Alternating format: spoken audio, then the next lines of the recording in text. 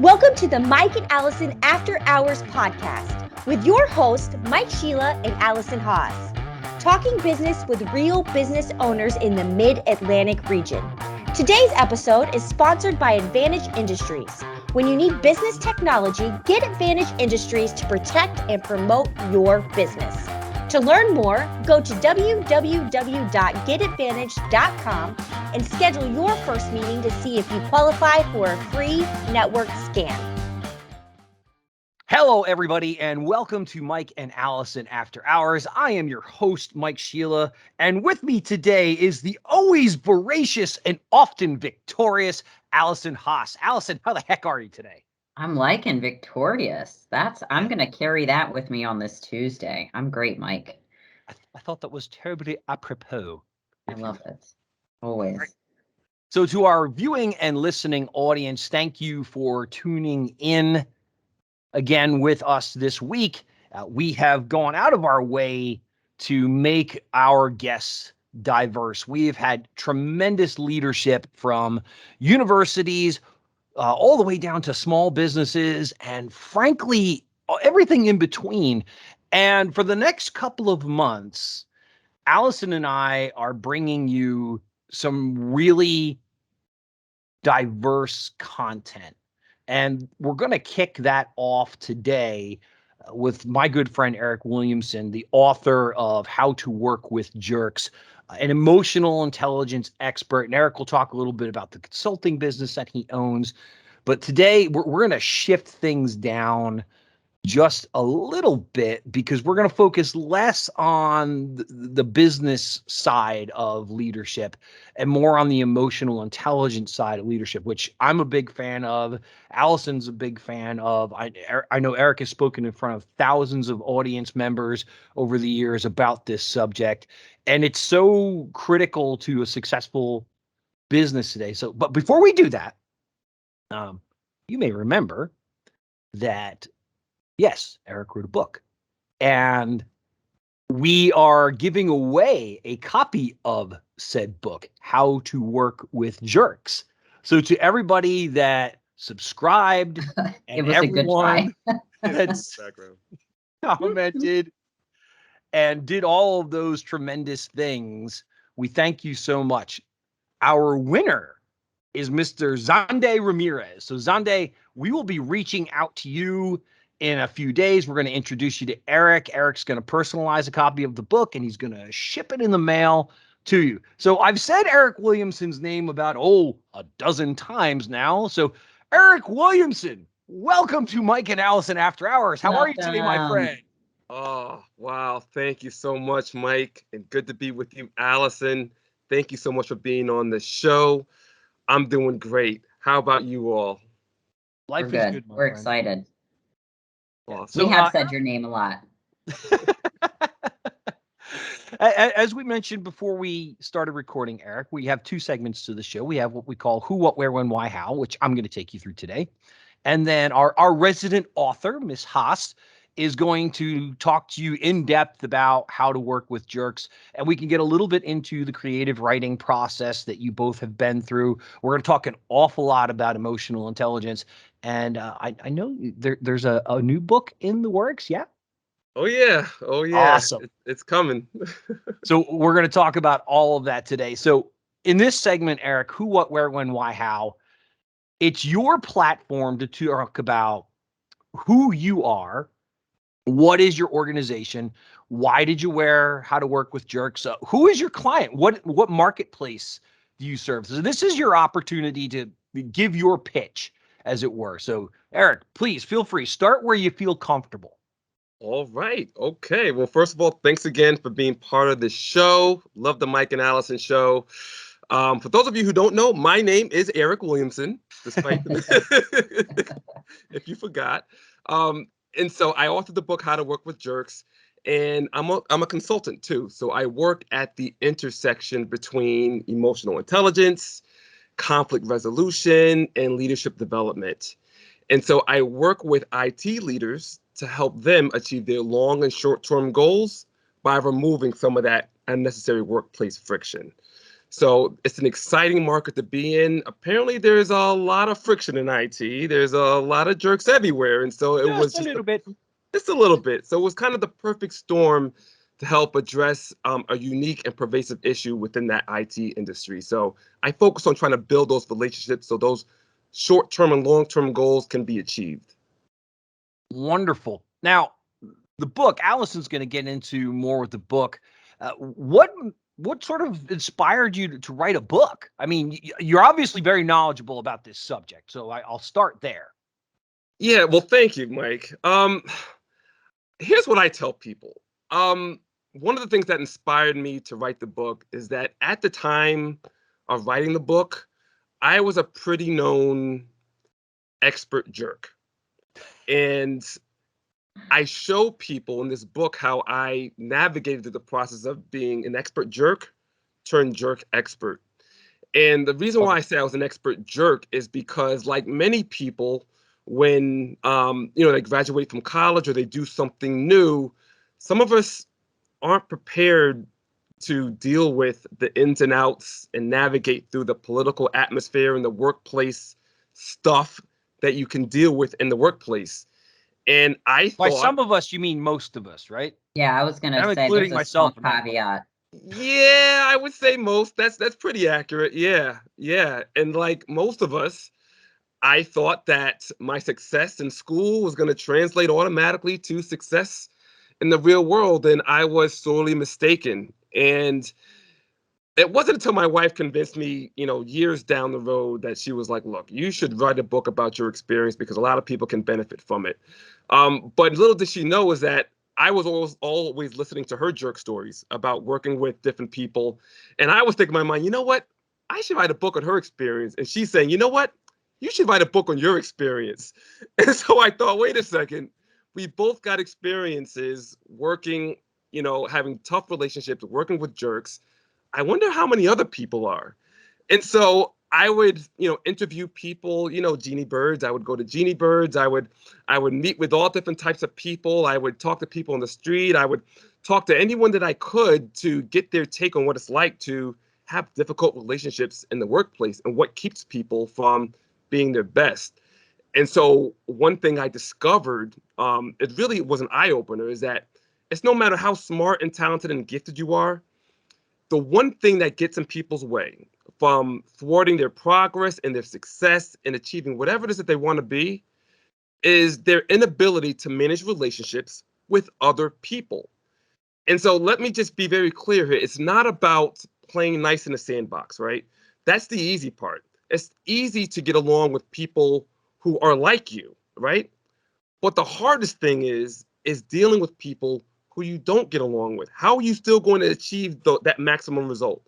How are you still going to achieve whatever it is that you have on your plate and get through that bad relationship?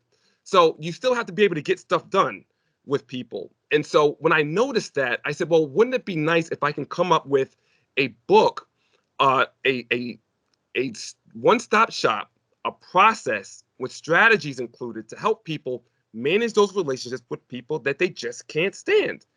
And so that's why I just wanted to coin it How to Work with Jerks, because it's not about playing nice in a sandbox. It's really about how to get stuff done with all types of people, but especially the people that you can't stand. So that was the motivating factor. There's a lot of jerks out there. Now, I know this isn't my segment, but may I jump in and ask a question? Absolutely.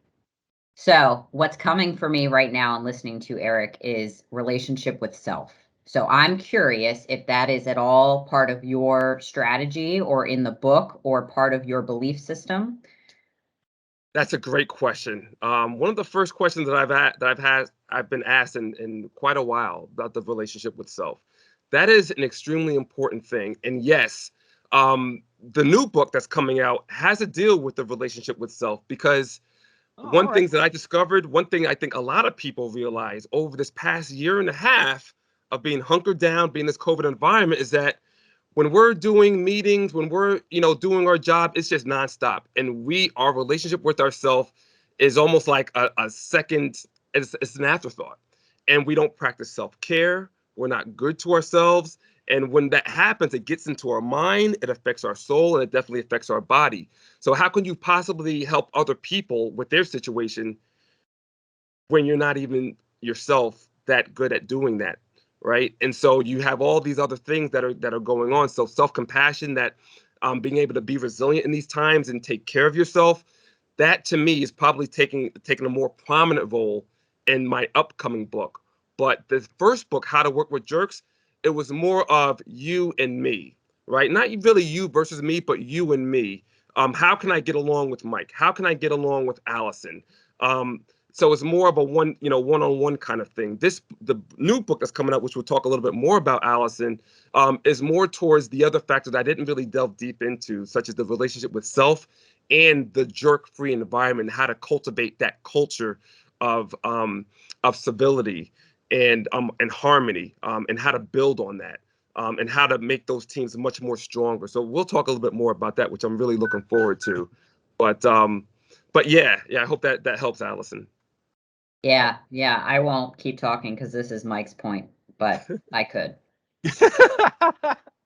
So Eric, before I do hand you over to Allison, my last question for you is, this principle applies to all walks of life, all age groups, all industries, but you highlighted the IT industry, and you and I talked about this offline several months ago.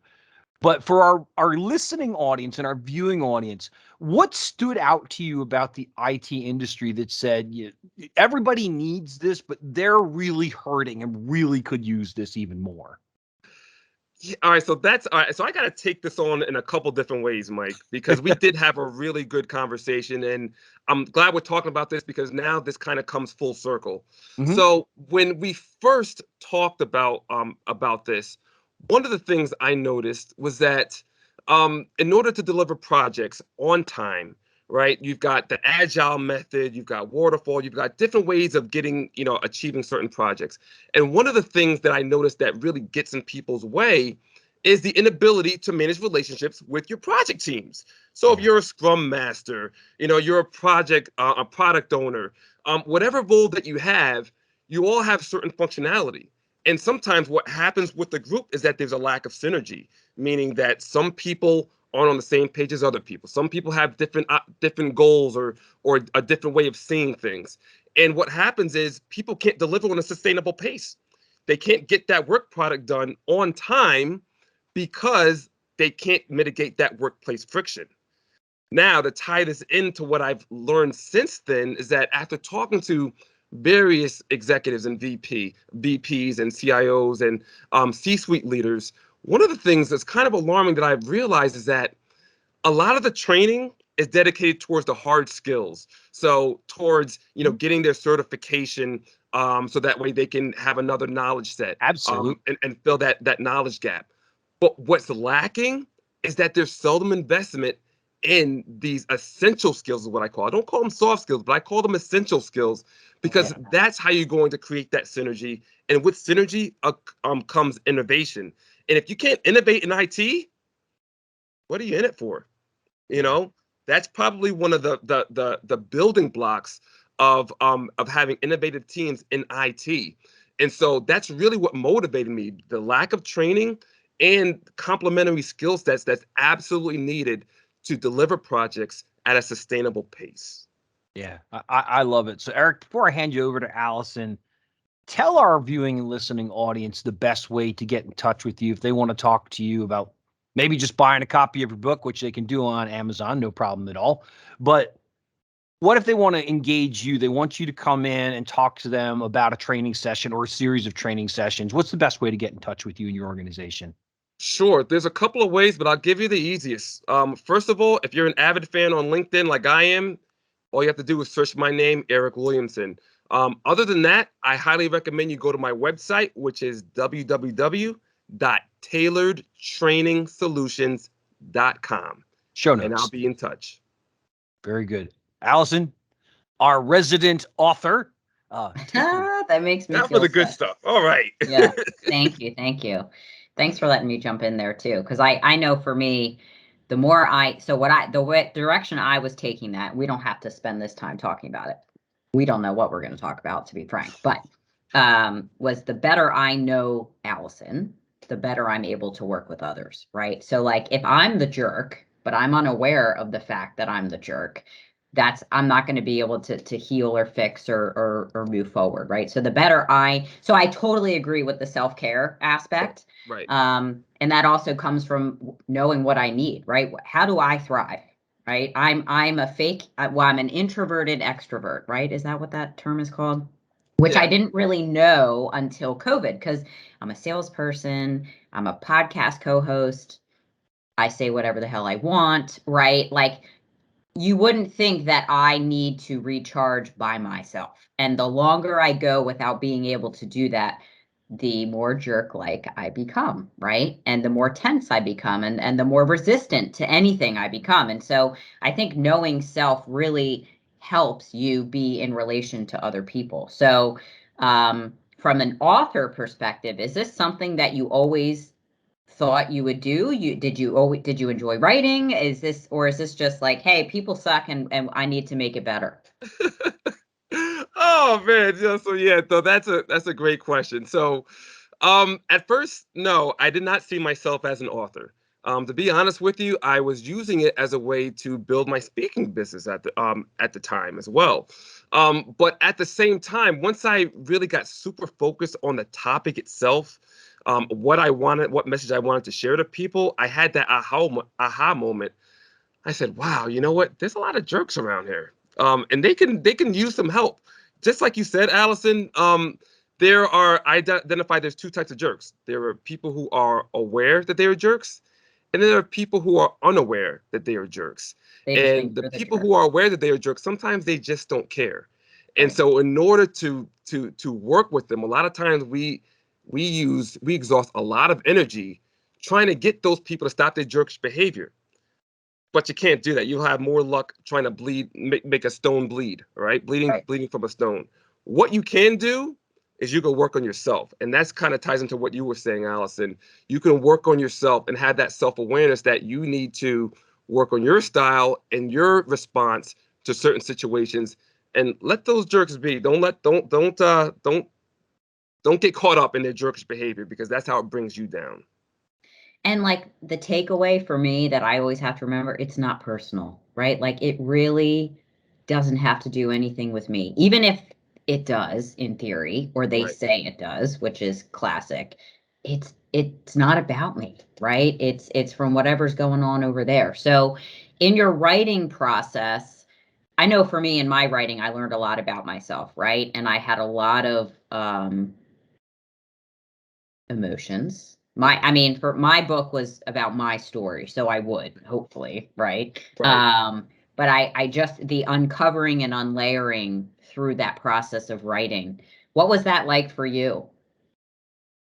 Well, couple things. So first of all, it was I kind of had a imposter syndrome. So I was thinking, wow, people are gonna read my stuff. They're gonna read what I wrote down. And I'm gonna Yes. get people probably saying, you know what? I don't know if it was that good, or did you see what Eric talked about and when he talked about his first job? Or did you see that time when he failed at all of those things? Like, my Mhm. goodness, like that's gotta be embarrassing. And in order to do that, in order to be an author, you have to accept that. You have to understand that there are going to be critics. You're Yep. going to be exposing yourself. You're going to be opening up yourself, but that's why you wrote the book in the first place. Yep. So that's one of the things I had to get over. It was more of a mental thing. And I had to shift my focus on it's not about me, even though, like you said before, it is about me because my stories are there. It's about helping those people who can't manage those relationships with difficult people that actually need your help. I mean, after I wrote the book, it was so amazing how many people reached out and said, "Hey, look, I've got this situation here. Can you help me with this?" And I was just like, "Wow!" I was very, very surprised by that, just by how real it touched people. So being able to open yourself up like that, it makes you more relatable, and it makes people gravitate towards you, and it makes people willing to want to know more about you, so that way you can help them out with their problem. Well, especially because you're saying you were the jerk, not like my boss is a jerk, so I wrote this about my boss and this is how I deal with my boss, right? Yeah. Instead, you're like, you're owning it. So there's no blame being Bingo cast. moment. So when you take ownership of yourself, what is somebody going to say? You're wrong about you, like people are like, no, actually, you're on point. Whatever. So I love that. And starting from a place of I feel or I am instead of you are, right? Like the second you point the finger, even if it's a nice thing, it's like we're guarded, we're defensive, and then we don't make any progress. So I love that you took ownership. Now, did you have that imposter syndrome after you published or during the writing process, or maybe both? It was during both. Yeah. So during the process it took me to write the manuscript at the time, it took me well over a year. And that's because I was starting, I was stopping, I was starting, I was stopping. I just really wasn't like really serious about it. But it wasn't until, I hired an author coach and I got a publisher where I had to really get serious and firm up some dates and know that this is going to be published pretty soon. And so once I realized that, I was like, oh my gosh, people are going to read this stuff, this chapter that I wrote about, this situation when I failed at all this stuff and I flunked out of law school and couldn't do this, couldn't do that. Like, oh my gosh, people never knew this stuff about me. And they know me as someone who's successful, all these things. But when they see your setbacks and your challenges and trials and tribulations, you're like, wow, are you really ready to open yourself up like that? And like I said before, once I was able to get over that and realize that it's about helping other people, then that really shifted the focus to like, oh yeah, great, I'm an author. But then it was just like, wow, a lot of people are reaching out, asking me questions about their situation. Like, can I even help them? Instead of just pointing them to the book, what can I do? And so I had to get used to that. I had to get used to that there are people that are out there that are really in need, that are not just, you know, failing at their job or they're really having serious difficulty personally. And it's affecting their health, their well-being, and relationships with their family members. It's like, Eric, people need you, right? People need you. And that voice of that, I call it a voice of judgment. But you can also call it imposter syndrome, where I kind of doubted myself for a bit, that I had the expertise. I mean, I wasn't a certified coach. I was an author, and I consider myself an expert when it comes to emotional intelligence because of all the research and work that I did. But now this is no more theory stuff. You're really impacting somebody's life. Yeah. So it took me some time to get over that, and I really had to, reframe my focus and understand that the problems that people have are the same problems that I've been used to solving, not even just with the book, but before the book. This is my bread and butter. So this helped me become a little bit more at ease and think of things a little bit more practical about. It's not just all this stuff is at stake. It's really solving a problem. That's what it really comes down to. How can you solve their unique needs? And once I started focusing more on that, it became more about them and less about me. And that's how I was able to strive forward and do that. I love that. You brought up a lot for me. So in my book, I called that voice the disease. So mine's about addiction, right? And so the disease is that voice in my head that talks to me in my same tone that I can't often differentiate from the true from the false, that is always going to tell me I'm not enough.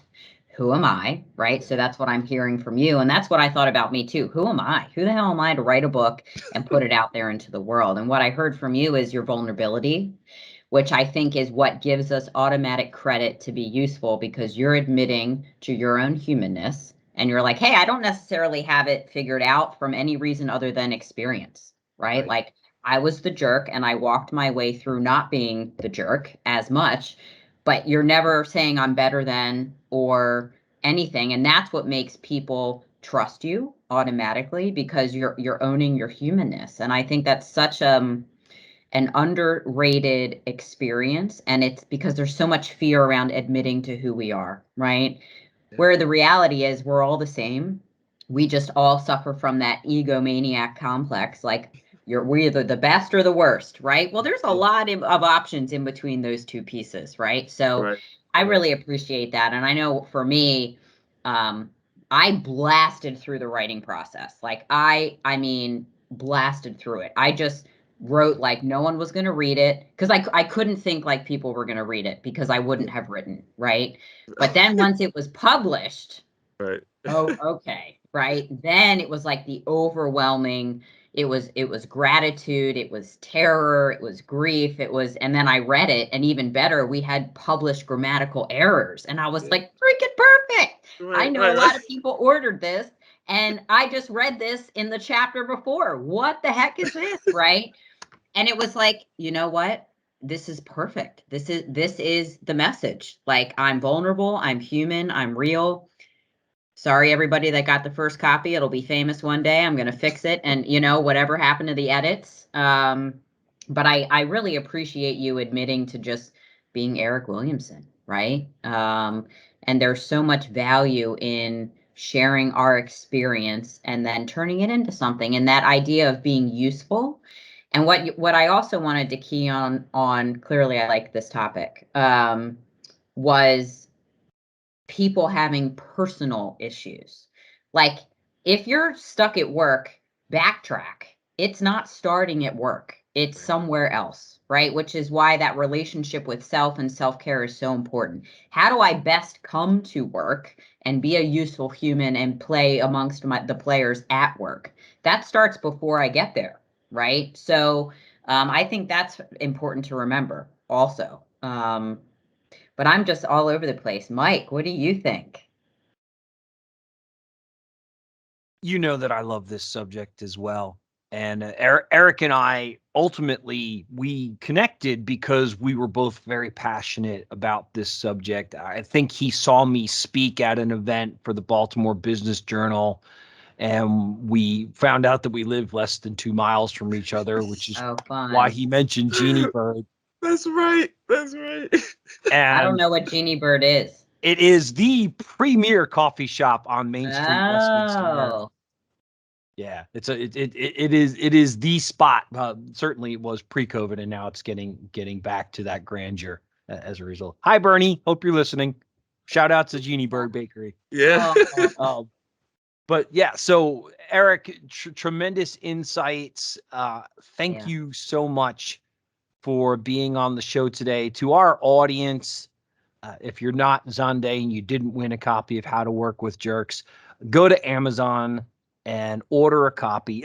And tease us, the new book. Do we have a Oh, title, a yeah. working title yet before we say goodbye to you, Eric? Yeah, so we do have a working title. Trying to be consistent with the original theme. So this is going to be to the effect of how to promote a jerk-free environment. Still working on the title, but that's kind of where I am right now. But Advocating for a jerk-free environment. I like it. Very yeah, nice. yep, yep. Very good. Well, Eric Williamson, thank you so much for being on Thank Mike you, and sir. Allison After Hours. We appreciate you, sir. Thank you so Great much to for meet having you. me. This is great. Look forward to seeing you all again. Let's do it Yep. again. All Thank right. you. Have a good morning. All right, y'all. Take care. Bye. So yeah, it's a subject that I feel deeply, and I don't think I've told this story on air, but my very first paid speaking gig, the Virginia Parks and Recreation Society hired me to do my LinkedIn training, which, yeah, if you've ever been on my website, I've done that presentation 1,000 times now, all throughout the extended Mid-Atlantic area. And when they hired me, they said, well, could you do a second hour while you're here? And I said, I'm open to that. What do you want me to talk about? And they didn't have anything specific in mind. And we were workshopping the idea. And I mentioned that I had just recently read Emotional Intelligence 2.0. And my point of contact said, you know what? I just finished reading that. I loved that book. Why don't you talk about that? And I Wow. thought, sure. What Yeah. do I know? Right. Let me just paraphrase. Yeah. So that was, I want to say, late spring, and the event itself was about 3 months later. And I said to myself, okay, I've got 3 months to really amp up my understanding of this subject. And I bought, I kid you not, probably 6 different emotional intelligence books. I bought books by Goleman, I bought books by Ekman, and I read all of them. I listened to them. And my presentation was largely a summary of the 2.0 book. I took, they break emotional intelligence down into 4 different categories, and each one they had like a dozen bullet points for each one that you should pay attention to. And because I only had an hour, I took 2 or 3 from each one to exemplar with. And yeah, it was one of those, I'm not an expert, but when you begin to explore a subject, you quickly find out that you know way more about it than the average person walking the street. And that's really all I had to do. Yeah. Was take that. So I know this is a favorite subject of yours, and it impacted your book, right? Absolutely. And I think too, like, I can go on and on about it and all, but, and what all I do is you hear, and you read, if you read my book, is speak from a place of I, right? Like I've experienced, I feel, so that my expertise is only from a place of knowing by walking through and actually experiencing, right? I'm not saying that I know what I'm doing. I'm just saying, here's what happened and here's what is different now. And if it, and I think just being a relatable human, right? I naturally am drawn to people, of course, if they have more experience than I do or success, right? Like if my boss came in from another industry and then started barking orders about how to sell deals in my in what I'm doing, I'd probably be less inclined to listen or have respect, right? But because she's a couple years ahead, she gets into the trenches with me, I know she's had success, I'm like, okay, but she's human about it. She doesn't talk from a I know more than thou place. She's just like, she's got more time under her belt doing the deal. So I think when we just make ourselves human and right sized, right? That's humility, right? Closer to the earth, just be one of. We automatically are given trust and respect, as opposed to I know more than you. Let me tell you about that. People will know if you know, they know you know more than them, right? Yeah. You don't have to tell them. Of course, some people require credentials and things like that, but yeah, this is, I could clearly talk about this all day tomorrow and every podcast thereafter. It's just, I think it's at the core of being one among and having good relationships, which is, I mean, let's face it, we spend a lot of time at work. So like if you can't figure out how to get along, it's going to be pretty shitty 40 plus hours a week, you know? And we can relate all this back directly to the work environment, because a couple of observations that came up for me since our last episode. One of them is the business world tends to put too much emphasis on the certification / education side of the business. And and I think we've talked about this before. When they hire salespeople, they say, well, we want to know what kind of book of business you're bringing. Well, that's stupid. Because I could know the decision maker to every company in the United States. That doesn't guarantee me a damn thing. Yep. Because when you first go to a company, the prospective client is going to recognize that and go, well, how do I know they're going to be here 3 months from now, 6 months from now? Yep. And I think I've mentioned this to you, but I have a mentee right now. I have a student that I have been helping to understand the fundamentals of sales. Love it. And we were talking just last week about the sales process. And this ties into emotional intelligence tremendously, because every sale we justify logically. And I said to him, okay, well, let me ask you a question. What kind of car do you drive? He said, I drive a Mazda 3. I said, okay. Why did you buy that car? He said, it's what I could afford. And I said, really? I said, there are plenty of cars that cost way less money than a Mazda 3. And he said, well, the dealership that I went to, they were offering no money down. And at the time that suited, that worked for me. And I said, oh, so it wasn't the cost of the car that made you buy it. It was the circumstances around how you bought it that mattered. And he got really quiet and he goes, you just kind of blew my mind. And I said, yeah, that's sales. And for sales professionals, that's the hardest piece for us to really wrap our heads around is they're buying or they're not buying largely on emotional reaction to how we have engaged with them. And if you take a page out of Eric's book and if you can not be a jerk, it makes it easier for them to want to do business with you, right? Yes. Yeah. Yeah. I just think, and I'm reading Sales EQ again, by our friend Jeb. And I just, a chapter at a time, it's making yourself likable, which makes you trustworthy, which are the conditions, right, of a sales environment. Sticking to your process, knowing their process. And I think,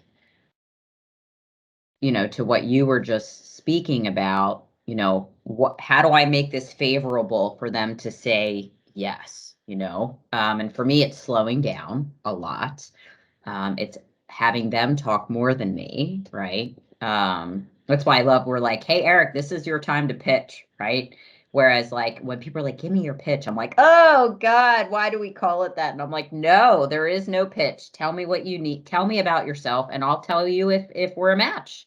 And if what I can do it has anything to do with what you need, right? So, yeah. And that just all comes back down again to the human side of it, which took me a long time and I'm still learning how to do, because I was a very transactional sales person. That was the product I was selling and I am now, it's very much not. It's a long cycle, it's a complex deal. And so I've got to be relatable. I've got to be available. I've got to be trustworthy. And that's a big deal to me too. I don't ever want to be, maybe we couldn't do what you needed us to do, but never do I want to hear that I lied or I was dishonest or I was unfair or that I promised something that we couldn't do. I think my best resource is, I don't know, right? Like instead of, sure, yeah, we can, you know what? I'm not sure.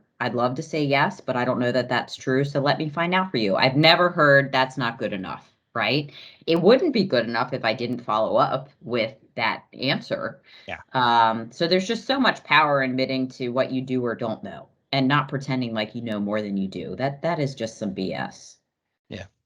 I want to pull in a comment that Eric made that is really resonating with me right now because I'm in the middle of reading the book Lynchpin by Seth Godin. And Seth wrote this book several years ago, pre-COVID.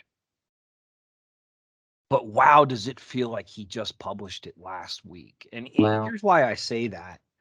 Eric talked about when you can get past the struggles of collaborating with your coworkers, then it allows you to innovate. And if there's something that businesses generally struggle with, it's good innovation.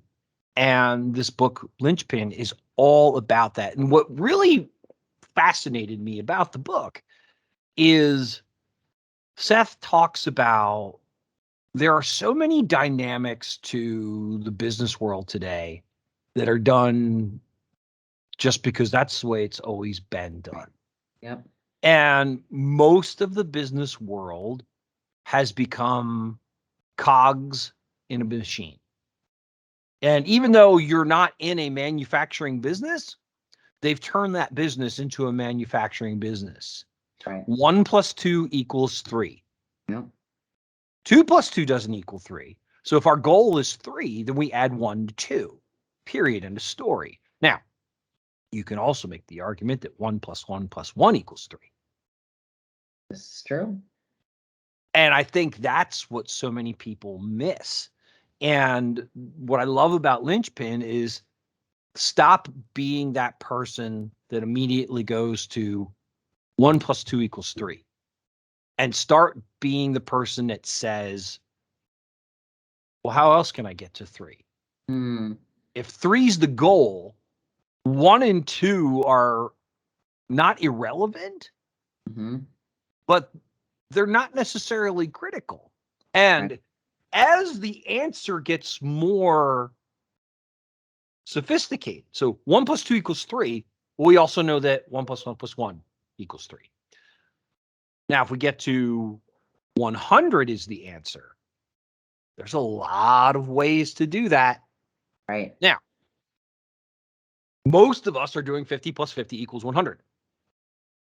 Or 25 Some times. companies are doing 25 + 25 + 25 + 25 = 100.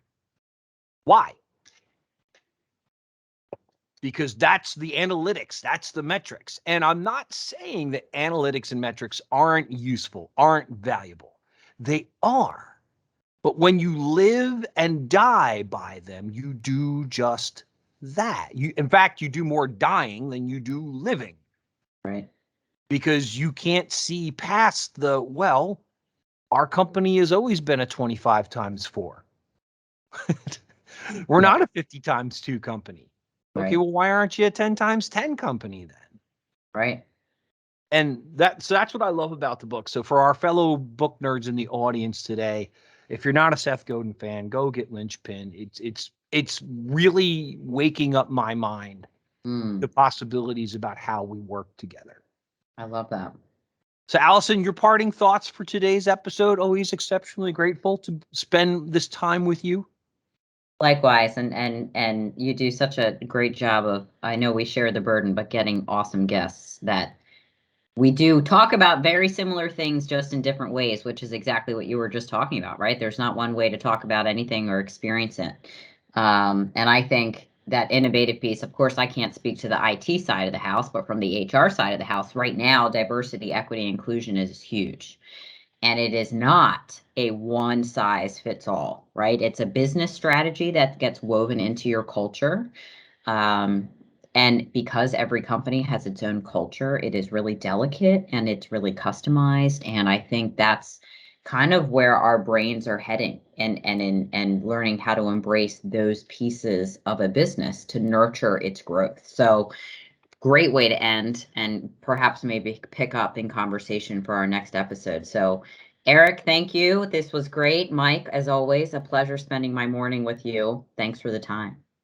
Yep. And to our viewing and listening audience, be sure to subscribe to our YouTube channel. Be sure to subscribe to us on Podbean or iTunes or iHeartRadio or Spotify or Amazon Alexa or wherever the heck you like to listen and watch, because we're flipping everywhere. We sure And are. we're going to announce a new giveaway next episode. I've already got one lined up. And for you sales nerds, for you people that want to grow and really blow out your sales success, this is going to be the book that you're going to want to win or buy. But we will have that guest on in September. We have the marketing episode coming up. We have the HR episode coming up. And we have guests lined up through January. That's awesome. So how about that? So for Mike, Sheila, and Allison Haas, thank you for listening to Mike and Allison After Hours. And remember, people helping people. It's powerful stuff. Thank you. Thank you for joining Mike and Allison After Hours. Tune in next time for another great business owner sharing valuable industry ideas. Want to be a guest on our show? Contact us at answers@getadvantage.com.